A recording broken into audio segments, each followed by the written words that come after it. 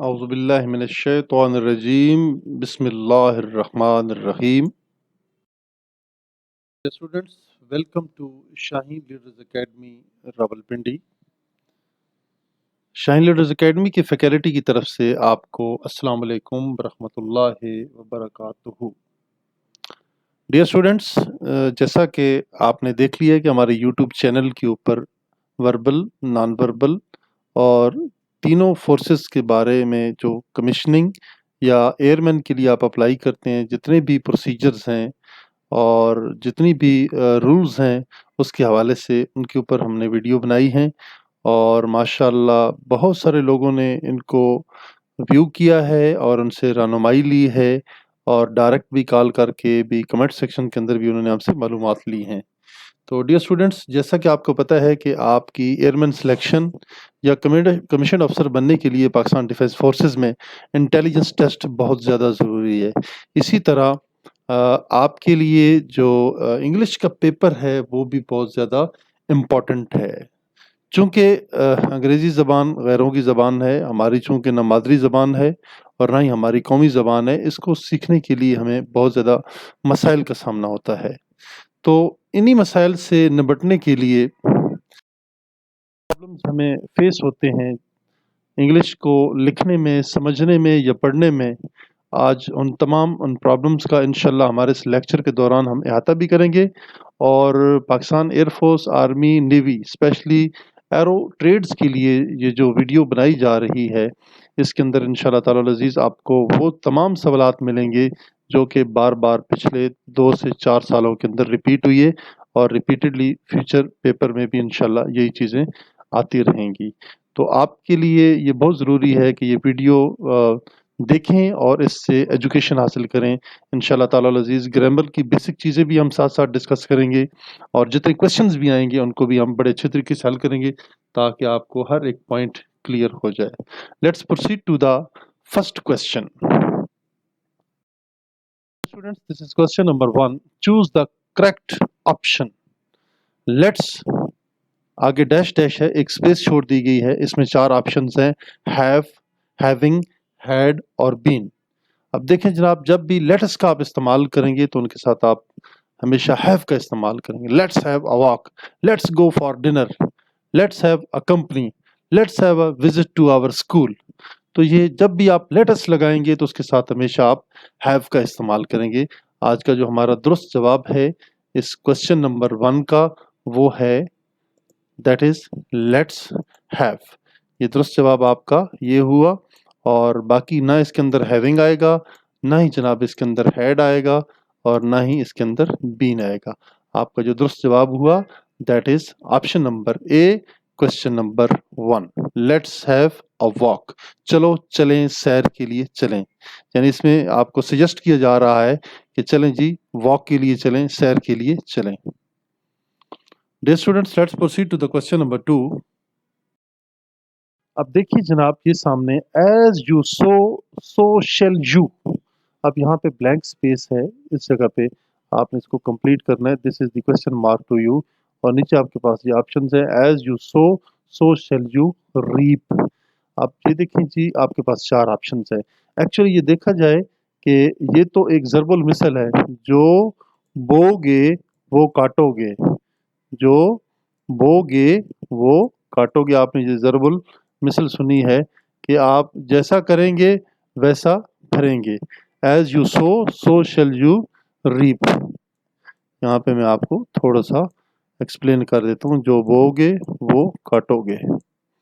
सो dear students, देखिए as you sow shall you reap, ये वाला आएगा, आप इसके साथ आप इस्तेमाल करेंगे। बाकी सारे ऑप्शंस रॉन्ग है। राइप्ड, raped and रीप्ड, all these 3 options A, B, C are incorrect and the correct option is delta D, that is as you sow so shall you reap। जो बोगे वो काटोगे।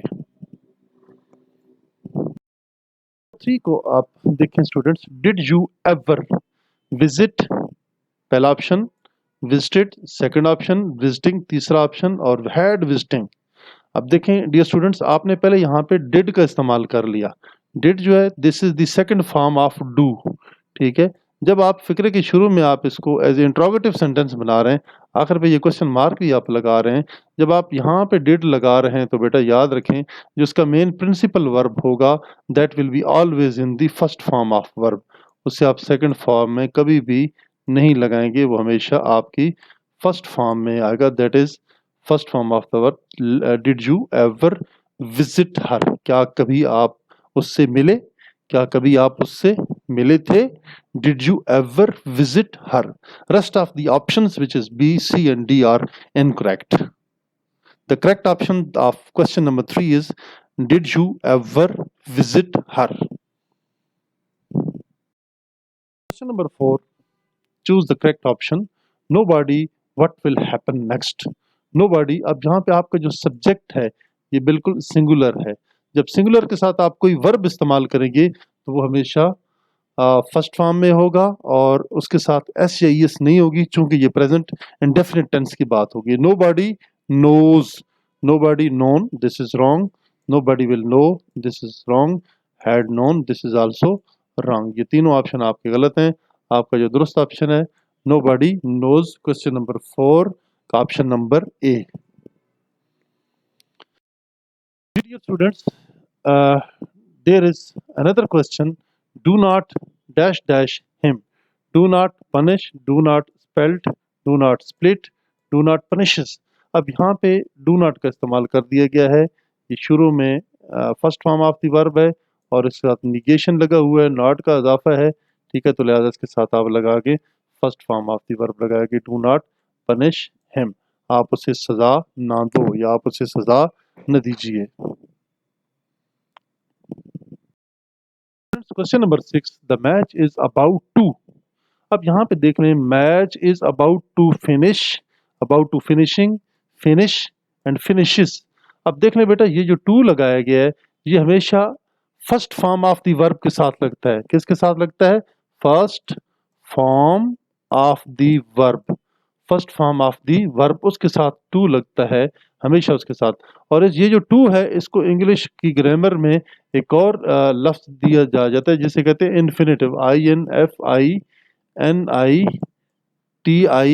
INFINITIVE, infinitive. और उर्दू ज़बान में जनाब इसे कहा से जाता है हासिल मस्दर। क्या कहा जाता है? हासिल मस्दर, that is called infinitive, that is called infinitive. यानी इस टू के साथ आप हमेशा first form of the verb लगाएंगे, कभी भी second form of the verb इसके साथ नहीं लगेगी, कंटिन्यूअस फॉर्म नहीं लगेगी, और first form of the verb होगी लेकिन इसके साथ आप वो बिल्कुल भी इस्तेमाल नहीं करेंगे, इसके साथ आप किसी सूरत में भी फिनिशेस का इस्तेमाल नहीं करेंगे। इसका जो दुरुस्त जवाब है that is the first form of the verb. You will say the match is about to finish, match खत्म होने वाला है।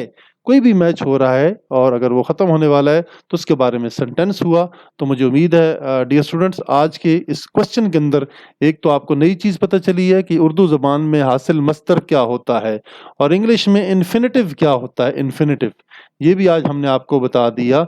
इन्फिनेटिव वो होता है कि first form of the verb के साथ आप अगर TO2 लगा देते हैं, ठीक है, जैसे हम कहते हैं डू करो, टू डू करना, सिट बैठो, टू सिट बैठना, स्पीक बोलो, टू स्पीक बोलना, वर्क काम करो, टू वर्क काम करना। तो ये क्या हुआ? जब किसी भी first form of the verb के साथ आप पहले टू लगाएंगे तो वो क्या बन जाएगा? इन्फिनेटिव। उसको आप क्या कहेंगे? इन्फिनेटिव। उर्दू जबान में क्या कहते हैं? मस्दर। उसे क्या कहते हैं? मस्दर। Now let's see it's accurate reply. Accurate reply to the question number 6 is option number C for Charlie. Move to question 7। Dear students, अब एक दफ़ा हम सेंटेंस को गौर से पढ़ लेते हैं। बार बार मैं अपने अजीज़ तलबा व तालिबात को यही कहता हूँ कि बेटा हमेशा क्वेश्चन को गौर से पढ़ें। क्वेश्चन को जितना आप अच्छे तरीके से रीड आउट करेंगे इतने अच्छे तरीके से आप उसके जो ऑप्शंस हैं वो आप उनको अटेम्प्ट कर पाएंगे। जैसे ये सेंटेंस है, you must, what is right and what is wrong. कहता है यू मस्ट। अब क्या है? मस्ट भी हेल्पिंग वर्ब है। इस हेल्पिंग वर्ब के साथ आप हमेशा first form of the verb इस्तेमाल करेंगे। क्या करेंगे? First form of the verb, यानी फेल की पहली हालत आप हमेशा इस्तेमाल करेंगे। अब फेल की पहली हालत ये तो है लेकिन इसके साथ एस या ईएस आ रहा है, इसी ये नहीं लगेगा, ये third form of the verb है, ठीक है। और बी नो ये टोटली रॉन्ग है, और this is the accurate reply to your question. You must know, आपको पता होना चाहिए, तुम्हें पता होना चाहिए what is right and what is wrong, क्या दुरुस्त है और क्या गलत है। You must know, know mean जानना। उर्दू जबान में देखें कुछ लोगों को नहीं लफ्ज़ पता होंगे तो बेटा अपने पास रजिस्टर रखें, कापी रखें, ये मुश्किल अल्फाज के मैं मीनिंग्स भी आपको बताता हूँ, ये साथ साथ लिखते जाया करें, ठीक है।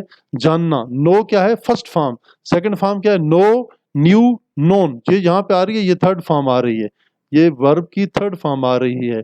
ये हमेशा ही शी इट नेम और सिंगुलर के साथ नोज का इस्तेमाल होता है, but here you must know what is right and what is wrong. जी डियर स्टूडेंट्स, एक और बात नोट कर लें, ठीक है। यहाँ पे अकोमोडेशन, अकोमोडेशन कहते हैं रहाइश, रहने की जगह, मकान जहाँ पे आप रहते हैं। अब देखो बेटा इसकी दुरुस्त स्पेलिंग मैं आपको लिखा देता हूँ यहाँ पे, अपने पास नोट कर लें। A double C O, A double C O double M O, यहाँ पे डबल एम ओ, यहाँ पे लगेगा D A T I O N, accommodation, T I O N, accommodation. Accommodation कहते हैं रहाइश, क्वार्टर, आपका घर, आपका बंगला, आपका फ्लैट, आप जहाँ पे रहते हैं, दैट इज कॉल्ड अकोमोडेशन। यहाँ पे जो दुरुस्त स्पेलिंग है A double C O double M O, ये भी नहीं है जनाब, A double C O double M O ये भी रॉन्ग है, A double C O double M O, A double C O double M O ये भी रॉन्ग है। यह जनाब दुरुस्त है आपका जवाब, option number Charlie, option number C जो है ये आपका बिल्कुल दुरुस्त जवाब है। और आपका जो दुरुस्त स्पेलिंग है वो है अकोमोडेशन। अकोमोडेशन के मीनिंग्स भी बेटा मैंने आपको लिखवा दिए हैं, जिसे कहते हैं हम रहायश, ठीक है, आपका रहायश, रहने की जगह, जहाँ पे आप रहायश पजीर हैं उसे कहते हैं अकोमोडेशन, अपने पास नोट कर लें।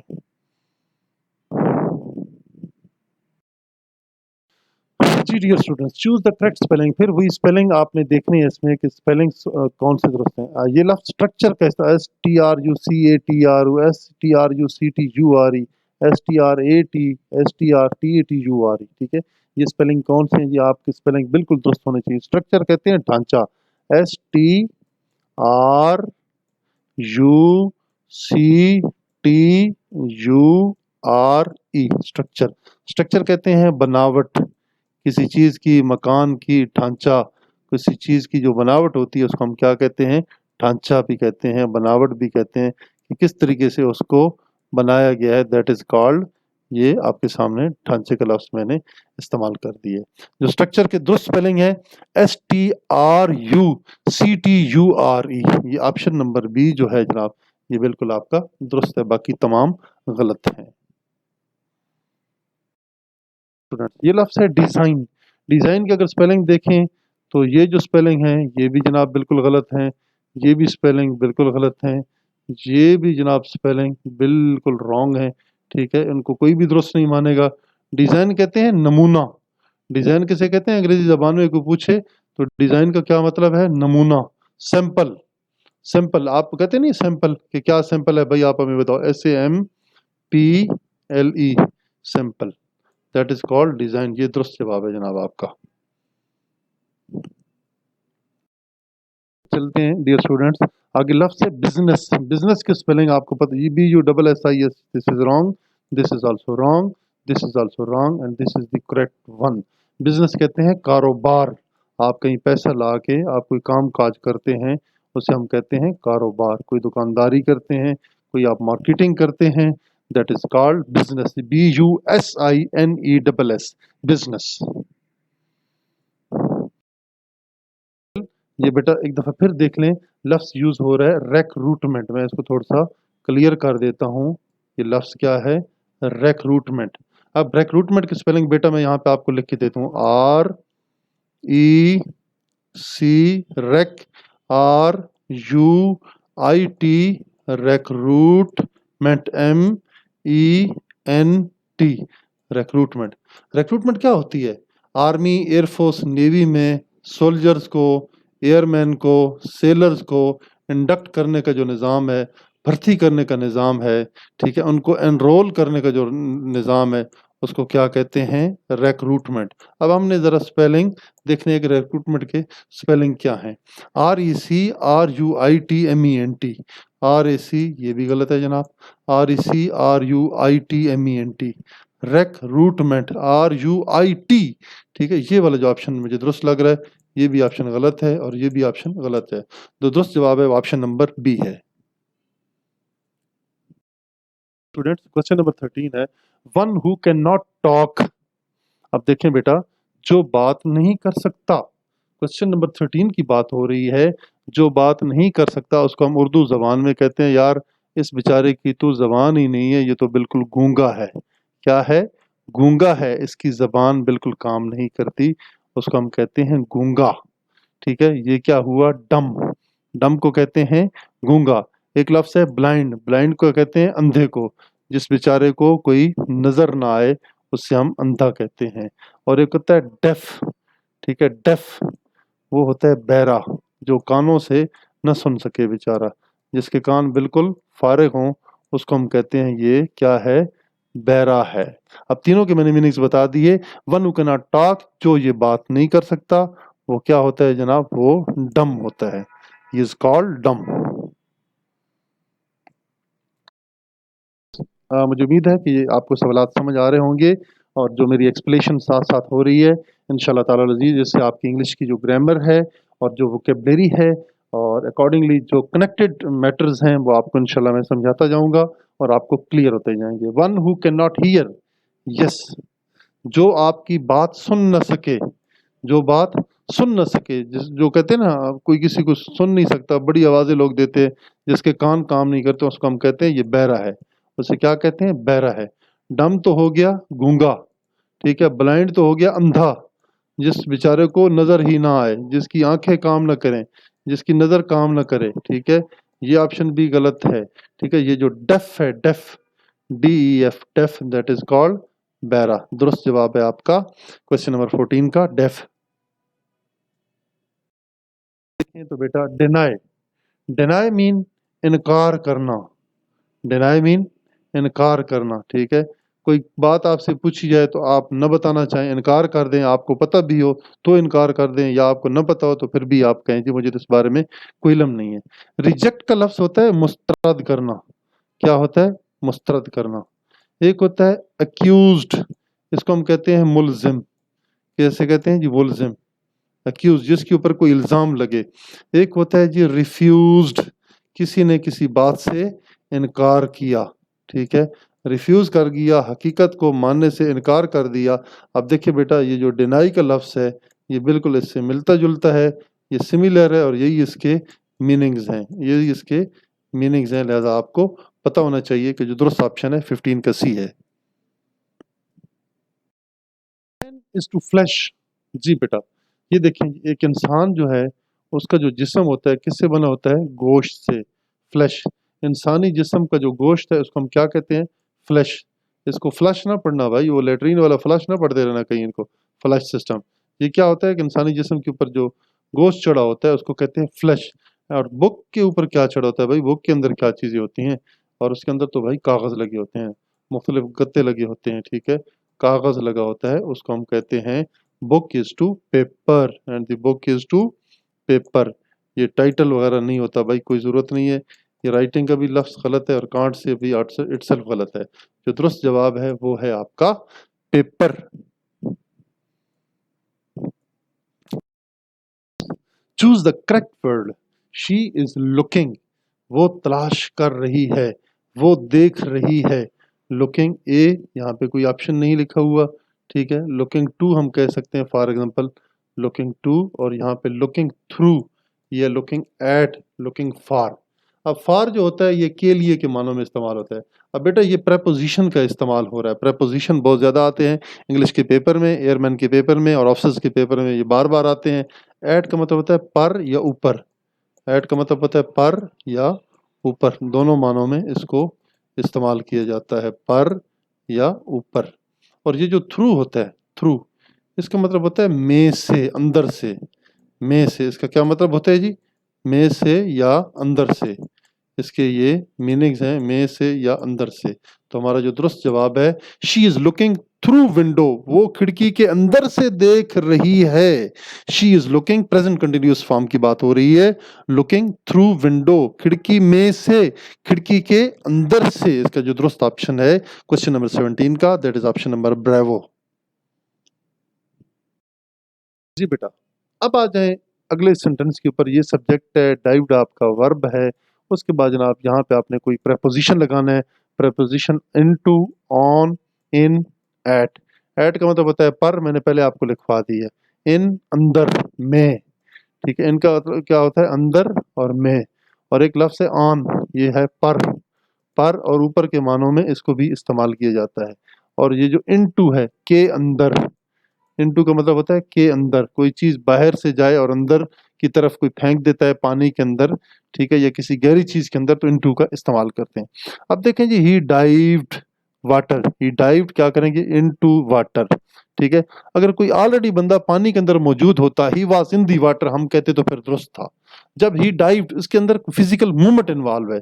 जब कहीं पे कोई चीज के साथ फिजिकल मूवमेंट इन्वॉल्व होगी तो उसके साथ आप हमेशा इनटू का इस्तेमाल करेंगे। और ऑलरेडी कोई चीज वहां पे मौजूद होगी तो फिर आप उसके लिए इन का इस्तेमाल करेंगे। जो 10 जवाब है ऑप्शन नंबर ए है क्वेश्चन नंबर 18 का।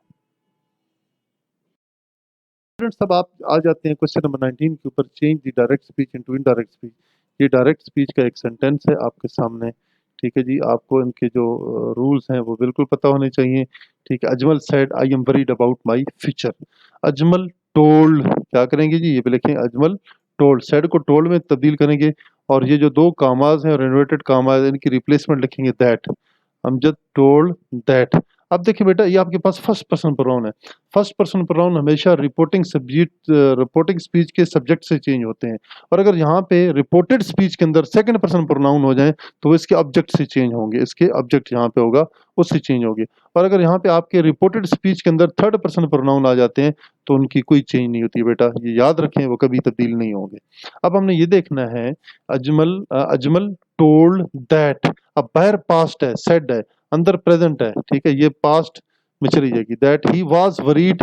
अब माई फर्स्ट पर्सन प्रोनाउन है। फर्स्ट पर्सन प्रोनाउन मैंने आपको पहले बता दी, इसके हमेशा सब्जेक्ट से, और हम इसको एज्यूम करते हैं ही जो है अजमल है और अजमल ही है, ठीक है। The about his future, Ajmal told that he was worried about his future. अब देखिए कौन सा ऑप्शन दुरुस्त है। क्वेश्चन नंबर 19 का गौर से देखें तो आपके पास जो ए ऑप्शन है, ये जो ए ऑप्शन आपके सामने ये नजर आ रहा है, ये भी गलत है, ठीक है। B option, Ajmal that I was had worried, ये भी गलत है। अजमल आज that I am worried about my future, ये भी गलत है। और जो दुरुस्त ऑप्शन है, Ajmal told that he was worried about his future, ये आपका बिल्कुल दुरुस्त ऑप्शन हुआ। As per the grammar rules and regulations, उसके मुताबिक आपका ये सेंटेंस दुरुस्त है। माय मदर सेड, मेरी माँ ने कहा, may you succeed in your life, ठीक है। ये भी देखें, आपके पास दो पार्ट्स हैं सेंटेंस के, एक रिपोर्टिंग स्पीच है और एक रिपोर्टेड स्पीच है। ये आपने पढ़ा होगा, क्योंकि आपने छठी, सातवीं, आठवीं और इन क्लासेस में ये बड़ी चीज़ें डिटेल से पढ़ी होंगी। अब यहाँ पे हम सरसरी इनको डिस्कस कर रहे हैं, ठीक है। अगर फिर भी कोई प्रॉब्लम है तो इंशाल्लाह हम आपको इसके ऊपर डिटेल वीडियो भी दे देंगे जी। My mother prayed that. अब देखें, ये सेकंड पर्सन प्रोनाउन है, दैट यू किसके साथ होगा, यहाँ पे ऑब्जेक्ट के साथ चेंज होगा, ऑब्जेक्ट अगर अवेलेबल हुआ, अदरवाइज आप आई का इजाफा करेंगे, ठीक है। और बाहर देखें पास्ट है और अंदर क्या है, प्रेजेंट है। बाहर पास्ट की वजह से अंदर की प्रेजेंट पास्ट में चली जाएगी। और सेकंड पर्सन प्रोनाउन ऑब्जेक्ट के साथ, फर्स्ट पर्सन नाउन इसके सब्जेक्ट के साथ चेंज होंगे, उसी केस के मुताबिक जिस केस में वो एग्जिस्ट करते हैं। My mother prayed that I might succeed in my life. Question number 20, इसका जो दुरुस्त जवाब है वही ना जवाब नंबर ए में आपको मिल रहा है। माई मदर सेड, ये हो ही नहीं सकता, प्रेड ये वाला दुरुस्त है, सी भी गलत है। Might succeed in his life क्यों भाई, माई लाइफ की बात हो रही है। My mother prayed that I might succeed in my life, जो दुरुस्त जवाब है ऑप्शन नंबर बी है आपका।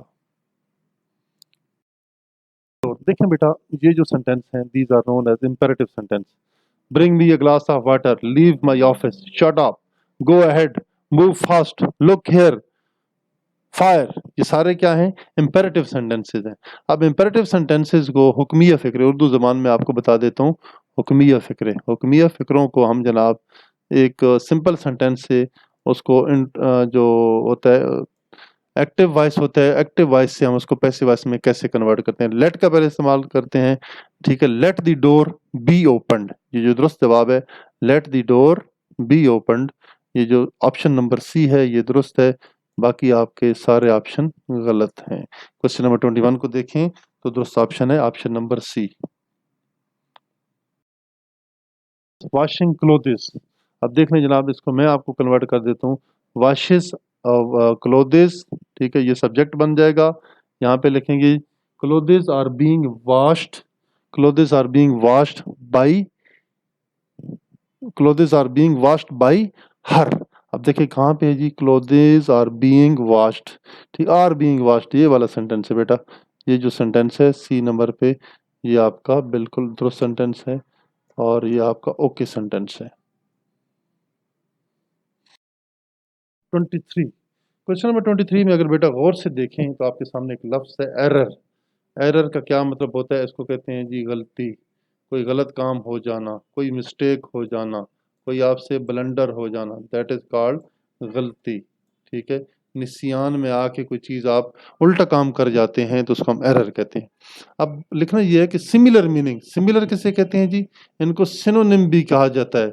बाज़ वीडियोज़ के अंदर मैंने ये चीज़ देखी है, सिनोनियम सिनोनियम एंटोनियम एंटोनियम लोग पढ़ रहे हैं, तो मुझे बड़ा अफ़सोस भी हुआ और हँसी भी आई कि यार देखो, हमारे जो बच्चे हैं और जो हमारे वीडियो बनाने वाले हज़रात हैं, उनको इसका बिल्कुल भी ज़रा बराबर एहसास नहीं है कि वो सिनोनिम्स को सिनोनियम सिनोनियम कह रहे हैं और एंटोनिम्स को एंटोनियम एंटोनियम कह रहे हैं। तो ये लिहाज़ा बेटा जहाँ कहीं भी सुने, आप बराए मेहरबानी उस बंदे की तस्हीह कर दें, उसे बताएं जनाब this word is synonym and the word is antonym, ठीक है। ये सिनोनियम एंटोनियम कोई भी नहीं होता है। तो लिहाज़ा सिमिलर का मतलब होता है एक जैसा, मुतरादिफ, ठीक है, इसका मतलब होता है एक जैसा मुतरादिफ अल्फाज, ठीक है जी। अब एरर है अनक्लियर, जो चीज़ बिल्कुल क्लियर ना हो, ये बिल्कुल ही गलत है। राइटली इसके अपोजिट है, ये बिल्कुल दुरुस्त नहीं है। और ऑनेस्ट का लफ्ज़ भी बिल्कुल गलत है। जो दुरुस्त जवाब है वो है मिस्टेक। सिमिलर का मतलब है जो एरर का मतलब है मिस्टेक। अब ये जो लफ्ज़ है क्वेश्चन नंबर 24 में, इसका भी आपने सिमिलर, वही मजाक के लिहाज से तो मैं कहूँगा सिनोनियम, देखो भाई सिनोनियम, लेकिन मैं तो नहीं कहता हूँ being the faculty head of the Shaheen leaders academy, I would not pronounce it as a wrong because it's not good and it is intellectual sin. I would tell you the things which are correct and right according to my belief, knowledge, and my practice, and according to the version which is adopted at the international level. Because the applicable language in Pakistan Defence Forces, that is the British English language. So this is similar. Similar हमने तलाश करना है। लफ्ज़ आपके पास patriotic है। Patriotic होते हैं मुहिब्बे वतन। किसे कहते हैं जी? मुहिब्बे वतन। मुहिब्बे वतन, वतन का रखवाला, वतन से प्यार करने वाला, वतन से मोहब्बत करने वाला। अब आपने सिमिलर देखना है। रिबिलियन, रिबिलियन तो होता है भाई बागी, बिल्कुल एक मुल्क कौम और रियासत के खिलाफ एक काम करने वाला है, उसको बागी कहेंगे। फ्रेंड कहते हैं दोस्त को, ये तो आपको पता है। एनिमी होता है आपका दुश्मन, ठीक है। और लायल होता है वफादार, वफा को निभाने वाला, प्यार मोहब्बत करने वाला, वफादार, ठीक है। आपने वादे निभाने वाला, ठीक है। तो लिहाजा ये जो पेट्रियोटिक है, इसका जो सिमिलर लफ्ज़ है वो है लायल, ठीक है। इसको कहते हैं वफादार, बिल्कुल आपके साथ फेयर एंड टेयर रहने वाला, he is known as patriotic. तो डियर स्टूडेंट्स, इसका जो दुरुस्त जवाब है वो मैंने आपको बता दिया है। आज की जो वीडियो थी ये एक पहली वीडियो है इंग्लिश टेस्ट के ऊपर, जिसमें हमने ग्रामर को बहुत ज़्यादा डिस्कस किया है। मुझे उम्मीद है कि मेरे अज़ीज़ तलबा व तालिबात, मेरे बेटे और बेटियां इस कौम के मेमार, मुस्तकबिल के शाहीन और पाकिस्तान डिफेंस फोर्सेस के मुजाहिद इंशाअल्लाह इन सवालात को अच्छी तरीके से समझ गए होंगे और उनको ये नॉलेज पहुंच चुका होगा। मेरी दुआएं, नेक तमन्नात उनके साथ हैं कि अल्लाह पाक उनको कामयाब और कामरान करे। और मेरी गुजारिश है कि हमारे चैनल शाहीन लीडर्स एकेडमी को ज़रूर सब्सक्राइब करें, बेल आइकॉन पे क्लिक करें ताकि आने वाले तमाम नोटिफिकेशंस और जो वीडियोज़ हैं वो आपको मिलती रहें। इंशाअल्लाह ताला अल अज़ीज़ अगली वीडियो में हम इंशाल्लाह बहुत ही आपके लिए अच्छे सवालात लेके आएंगे और बेहतरीन तरीके से चीज़ें आपको एक्सप्लेन करेंगे। इंशाल्लाह ताला अज़ीज़ आपको शाहीन लीडर्स अकेडमी से बहुत फ़वाइद मिलेंगे और बहुत इल्म हासिल करेंगे। हमारी आपसे यही दुआ है कि आप हमारे लिए दुआ करें और मेरी दुआ है अपने मुल्क व मिल्लत के लिए कि मेरा अल्लाह मेरे वतन को सलामत रखे और अफ़वाज पाकिस्तान को अल्लाह पाक दिन ब दिन रात दिन दुगनी और रात चौगनी तरक्की अता फ़रमाए। और मैं आखिर पे यही कहूँगा और ये हमारा स्लोगन भी है शाहीन लीडर्स अकेडमी का, that we groom the defenders of Pakistan. Pakistan defence forces जिंदाबाद, पाकिस्तान पाइंदाबाद।